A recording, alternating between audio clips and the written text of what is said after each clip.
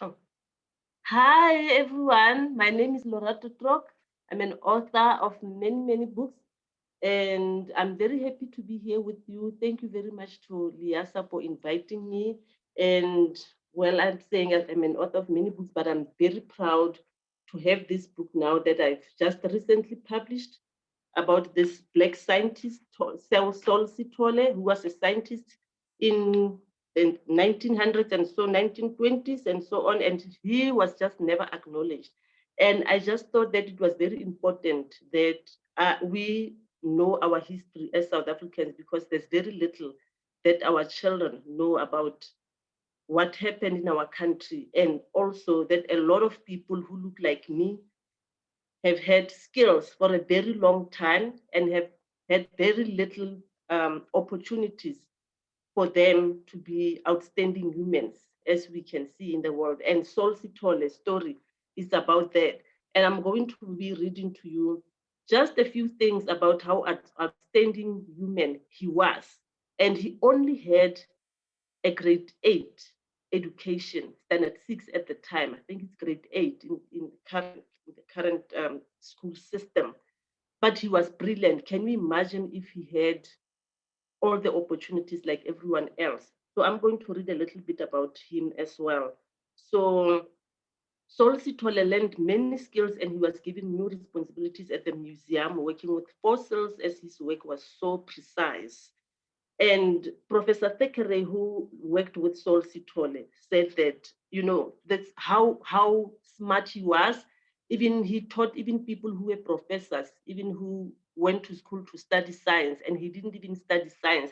And he would also come up with ideas for him. So this is one example of an idea he came with when he was working on fossils that were stinking at the museum. Sitole made a concoction that he said would offset the stench of the rotting meat, because he was working with dead birds and dead animals. And Professor Thekere remembers going into the room the next day, and to his surprise, the smell was gone. And Saul will just say, just one drop, Francis, and it will work. So he came up with even great scientific ideas that none of the learned scientists could come up with. That's how brilliant he was.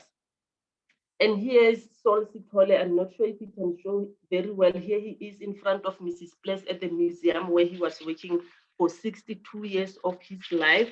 And I'm going to continue to read about what he did as well. So I'm going to tell you a little bit about the history. South Africa's history of racial oppression to the majority of its population through colonial rule and repressive apartheid laws dashed the dreams of many African men and women whose contributions are forgotten or credited to the white people they worked with. Race was an impediment to what Sitole could have been. Despite his contribution to the scientific knowledge and all his accomplishments, he was still a black man in South Africa and in a white man territory of science. Exactly as I was explaining that, I mean, you can imagine what would have become of Sol Sitole if he wasn't denied what he did. And I'm going to be reading to you what Professor Thekere, also who wrote the foreword for this book, what he said about Sol Sitole could have been. That there is one thing that I want to say about Saul in the context of Charles Darwin, the eminent naturalist who developed ideas about evolution more than 150 years ago. Saul was doing exactly the kind of thing that Darwin was involved with during the famous voyage of the Beagle, a ship which traveled around the world between 1831 and 1836, and it stopped briefly in Cape Town. During that voyage of exploration, Darwin collected many birds such as finches from the Galapagos Islands in the Pacific Ocean.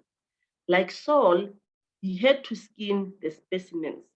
When he was almost 20, Darwin had learned the skill from a Negro, a freed slave called John, who adopted the surname Edmonston, and who found a living by skinning birds at the museum in Edinburgh, where Darwin was based initially, before going to Cambridge University. Both John and Saul are unsung heroes whose service to science is only now being recognized. So, I mean, if you can imagine like Professor is saying, what Saul could have been. That Saul Sithole has been referred to as an unsung hero, but this is we said this is an inspirational book which will stimulate young budding scientists to hone their interest and pursue a career in science passionately, whether they focus on birds, on mammals, fossils, or other aspects of the diversity of life on our precious planet Earth. Charles Darwin, among others, would be proud of Saul. And to his mind, he said, that is no exaggeration. So this is just a testament to what I was trying to get into bringing Saul Sitwell's book or story to life. That it is not about that the science that was used against brown and black people during the times of apartheid, that they were of lesser IQ than white people. It was that they did not have opportunities that were similar to their white counterparts. Should Saul, if had Saul Sitwell been given the opportunity to be a fully fledged scientist, you can imagine what other scientific discoveries he could have done at the time.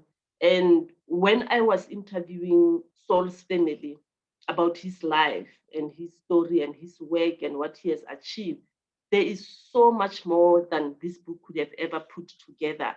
And listening to Saul's only daughter, Zondi Zita, who unfortunately died before the book could come out in early 2020. She died February 2020. The book came out 2020 of December. And she knew when she was telling me the story about her father, you could tell that she also knew the science. She learned from her father about the scientific work of birds and fossils and mammals and everything else. And you can imagine that had they had opportunities or equal opportunities, they could have been a family of, a generational family, a generation in one family were generations of scientists. Because when I spoke to Saul's granddaughter, who also passed away in December of 2020, that I was so happy that she got to touch the book, and Saul's great grandson, that they all knew about fossils and birds and the scientific, all of what Saul has done. It could have been a great family of generations of scientists coming from this family about, on birds and mammals and animals and so on.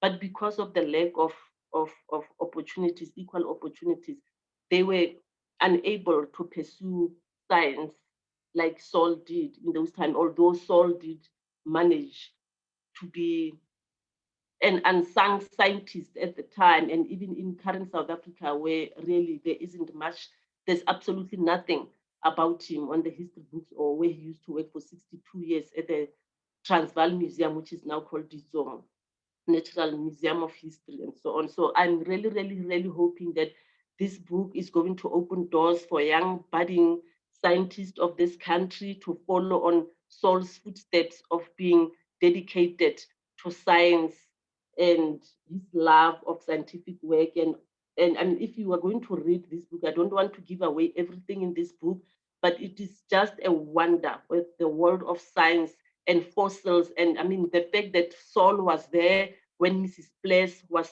found, which is something that we have never heard before. We have heard so many times about Mrs. Place, but there has never been Saul's name associated with the finding of this fossil ever. And I've got this in this book. We are going to see the kind of work that Saul has done.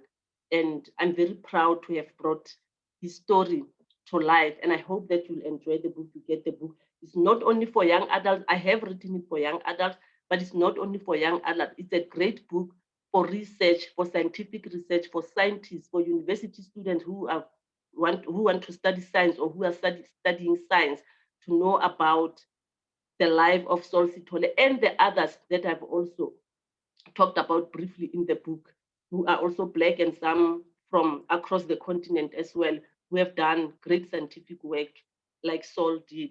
Thank you very much, and I hope you're going to enjoy the book.